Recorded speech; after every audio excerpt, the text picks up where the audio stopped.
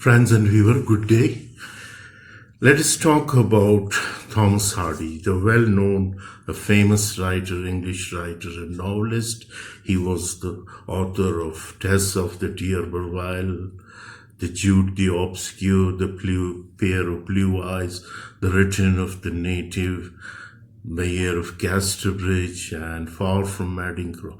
These are the well-known novels written by Thomas Hardy. Today I am going to discuss with you another his novel, The Return of Native.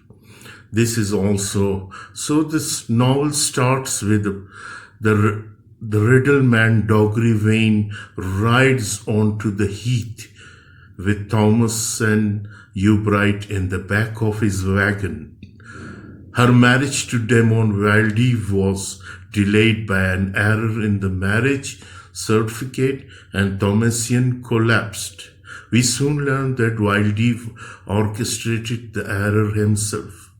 He is infatuated with Eustacia Y and is, at least to some extent, using Thomasian as a device to make Eustacia jealous. When Vane learns of the romance between Eustacia and the Wildeve, his own love for Thomasian induces him to intervene on her behalf, which we will continue to do throughout the novel. But Vane's attempt to persuade Eustacia to allow Wildeve to marry Thomasian, like his own marriage proposal to Thomasian, was unsuccessful.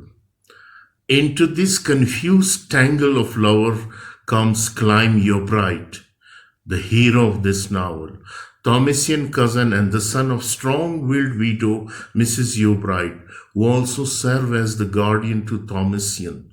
Eustacia sees in the urban climb an escape from the hated heath. Even before she meets him, Eustacia convinces herself to fall in love with Climb, breaking off her romance with Wildeve, who then marries Thomasian. Chance and Eustacia's machinations bring Climb and her together, and they begin a courtship that will eventually end in their marriage. Despite the strong objection of Mrs. Ubright, once Wildeve hears of Eustacia's marriage, he again begins to desire her, although he is already married to Thomasian. In marrying Eustacia, Climb distances himself from his mother.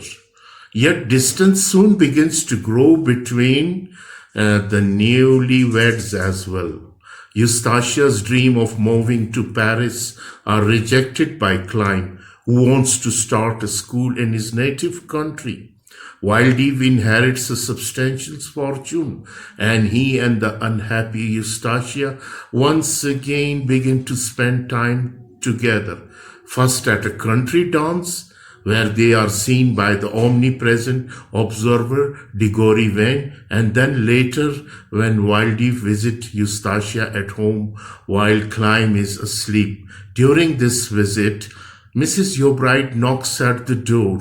She has come hoping for a reconciliation with the couple. Eustacia, however, in her confusion and fear at being discovered with Wildeve, does not allow Mrs. Ubright to enter the house. Heartbroken and feeling rejected by her own son, she succumbs to heat and snake bite on the walk home and dies. Climb blames himself for the death of his mother.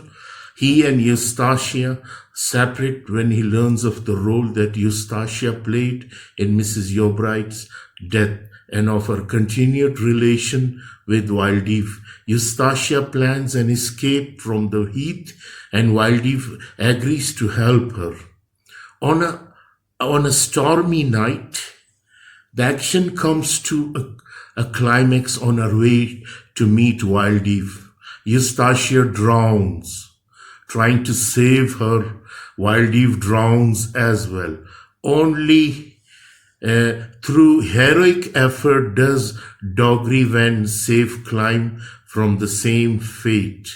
The last part of the novel sees the growth of an affectionate relationship and an eventual marriage between Thomasian and Diggory Climb, much reduced by his travails and by weak eyesight brought on by overly arduous studies, became a wandering preacher, taking only a half seriously by the locals of the area. So, friends, let us discuss the characters involved in this novel. The well-known character which I had discussed with you just now, Eustacia. So the first character which is involved in this is the Climb Bright, the native of the novel's title. Climb is son of the Mrs. Bright and the cousin of Thomasian Bright. He goes abroad to work as a diamond merchant in Paris, but comes home when he realizes that his ambition is not towards material wealth. He is pursued by Eustacia Y and eventually marries her, but their marriage turns sour when her ambitions to move to Paris conflict with his plan to stay on Edgren Heath and teach school. Climb is intelligent, cultured, and deeply introspective. He is patient and generous and also deeply determined and furious when angered.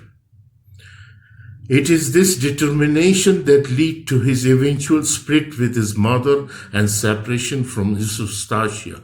At the end of the novel, weakened by a degenerative eye condition and by the trauma of losing his mother and Eustacia, for whose death he blames himself, he becomes an itinerant preacher, sermonizing about simple moral topics. The other character is Doggery Vane. Throughout most of the novel, Vane works as semi-nomadic riddleman. He travels throughout the region selling the dye that farmers used to mark their sheep. And as a consequence of his exposure to the dye, his entire body and everything he owns are dyed red, entirely red. Camping out to the heath in his wagon and emerging mysteriously from time to time, Vane functions as the image of the heath incarnated. He watches over Thomasian Bright's interest throughout the novel, but also preserves his own interest. He has long been in love with her. At the end of the novel, they marry. Vane is very clever and insightful and can be devious schemer. Eustacia Y, the heroine of this novel, born in the busy port town of Bournemouth and transplanted to Edgren Heath to live with her grandfather, Eustacia despises the heath and searches for a way to escape. However, even as she hates the heath, Eustacia sees in her deep, brooding passion to be a part of wild nature. She has an amorous relationship with Damon Wildleaf, but enters to a tragic marriage with Climb Bright when she realizes that he is more interested in the urban of the two men. Damon Wildleaf, a local innkeeper. Damon is described as the lady killer. At the start of the novel, he puts off his marriage to Thomasian Bright in order to pursue a relationship with a woman he truly wants. Eustacia Y, when he is jilted by Eustacia, however, he marries Thomasian and he has a daughter with her. He drowns at the end of the novel just before making an escape with Eustacia. He is interested throughout in possession rather than love. Thomasian Bright, Climb Bright cousin and Mrs. Bright niece and ward.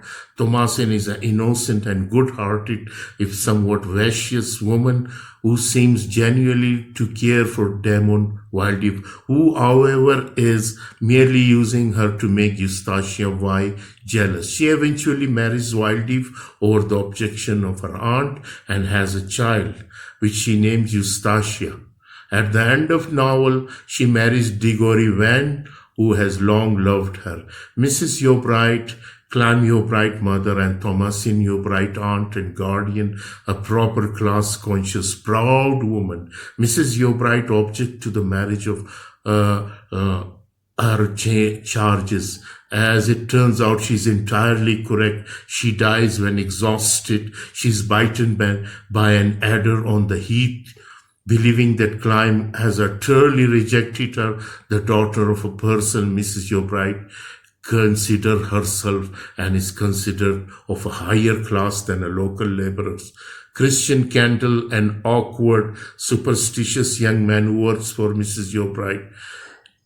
Captain Y is Tasha's grandfather and guardian.